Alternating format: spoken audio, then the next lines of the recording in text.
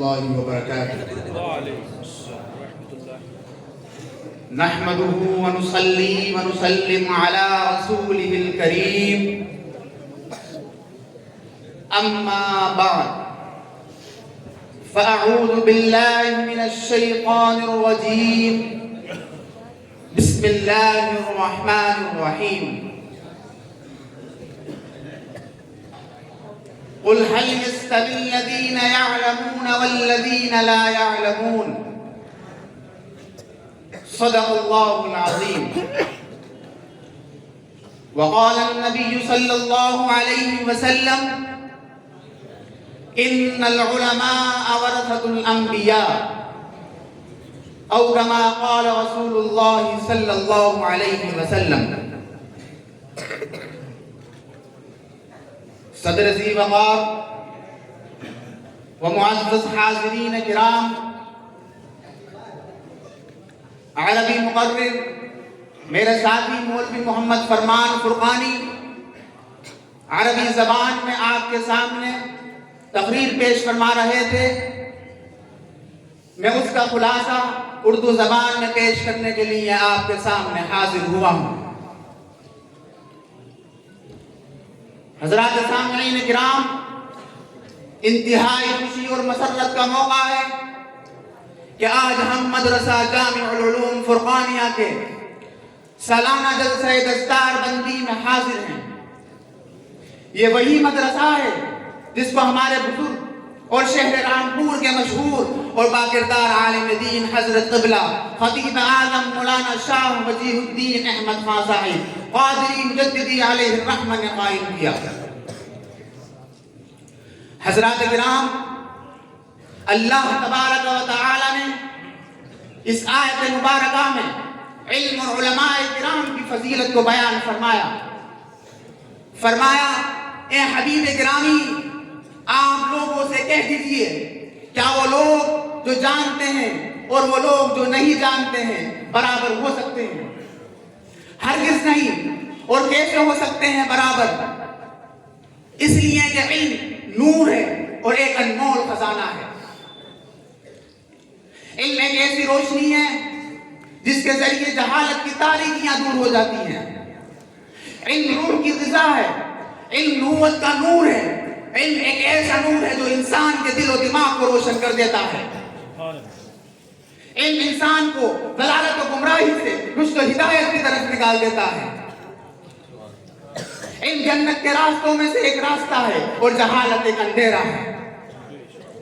انسان خیر و حق، انسان خیر و شر اور حق و باطل کے درمیان علم کے ذریعے امتیاز پیدا کرتا ہے. علم والا اپنے علم و عمل کے ذریعے خیر اور حق پر ہوتا ہے، لیکن بے علم گمراہی اور تاریکی میں ہوتا ہے. علم انسان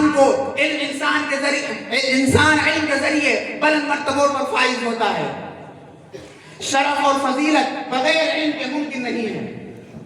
حضرات سامعین کرام، علم جنت کے راستوں میں سے ایک راستہ ہے. اسی وجہ سے حضور نبی کریم صلی اللہ علیہ وسلم نے حدیث مبارک میں اس کی طرف اشارہ کیا. حضرت ابو دردہ رضی اللہ عنہ سے روایت ہے کہ حضور نبی کریم صلی اللہ علیہ وسلم نے ارشاد فرمایا، جو آدمی طلب علم کسی راستے پر چلتا ہے تو اللہ تعالیٰ اسے جنت کے راستے پر چلا دیتا ہے. اور ایک دوسری روایت میں کہ حضور نبی کریم صلی اللہ علیہ وسلم نے ارشاد فرمایا، جو علم کی تلاش میں کسی راہ کا سفر اختیار کرتا ہے، اللہ تعالیٰ اس کے لیے جنت کا راستہ آسان فرما دیتا ہے. اور رسول اللہ صلی اللہ علیہ وسلم نے حدیث مبارک میں طلب علم کی فضیلت کو بیان کرتے ہوئے فرمایا، جو شخص حصول علم کے لیے نکلا وہ اس وقت تک اللہ تعالیٰ کی راہ میں ہے جب تک کہ واپس نہیں لوٹاتا. حضرات کرام، علماء کرام انبیاء کرام علیہم السلام کے وارث ہیں، اور حضور نبی کریم صلی اللہ علیہ وسلم نے اس کا ذکر حدیث مبارک میں فرمایا ہے. بے شک علماء انبیاء کرام علیہم السلام کے وارث ہیں. بے شک انبیاء کرام نے وراثت میں درہم و دینار نہ چھوڑا بلکہ انہوں نے میراث علم چھوڑی ہے.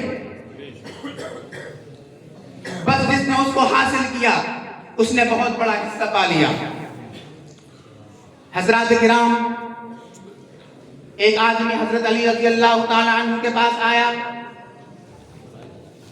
اس نے سوال کیا کہ علم افضل ہے کہ مال؟ حضرت علی رضی اللہ تعالی عنہ نے فرمایا بے شک علم افضل ہے. اس نے کہا علم کس وجہ سے افضل ہے؟ حضرت علی رضی اللہ تعالی عنہ نے فرمایا علم 7 وجہ سے مال سے افضل ہے. حضرت علی نے فرمایا پہلی وجہ یہ ہے کہ علم انبیاء کی میراث ہے اور مال قارون اور حامان اور فرعون کی میراث ہے. اور دوسری وجہ یہ ہے کہ علم کو جتنا زیادہ دوسری وجہ یہ ہے کہ مال کو جتنا زیادہ خرچ کیا جاتا ہے اس کے اندر کمی آتی ہے، مگر علم کو جتنا زیادہ خرچ کیا جاتا ہے اس کے اندر اضافہ ہوتا ہے. اور تیسری وجہ یہ ہے کہ مال اپنی حفاظت کا محتاج ہوتا ہے. یعنی جب تک کہ مال کی حفاظت نہ کی جائے وہ محفوظ نہیں رہتا، مگر علم خود آدمی کی حفاظت کرتا ہے. اور چوتھی وجہ یہ ہے کہ صاحب مال کے بہت دشمن ہوتے ہیں مگر صاحب علم کے بہت دوست ہوتے ہیں. اور پانچویں وجہ یہ ہے مال والے کو بخل اور ملامت کے نام سے پکارا جاتا ہے مگر علم والے کو عزت و عظمت کے نام سے یاد کیا جاتا ہے. اور چھٹی وجہ یہ ہے کہ علم حاکم ہے اور مال محکوم علیہ ہے.